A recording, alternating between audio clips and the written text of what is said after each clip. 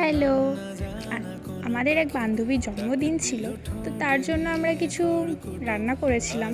তো এই যে ফার্স্টে আলু ভাজা হচ্ছে, সব সবজি কাটা হয়ে গেছে।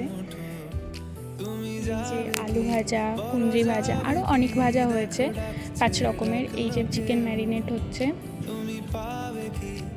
আর আছে পায়েস।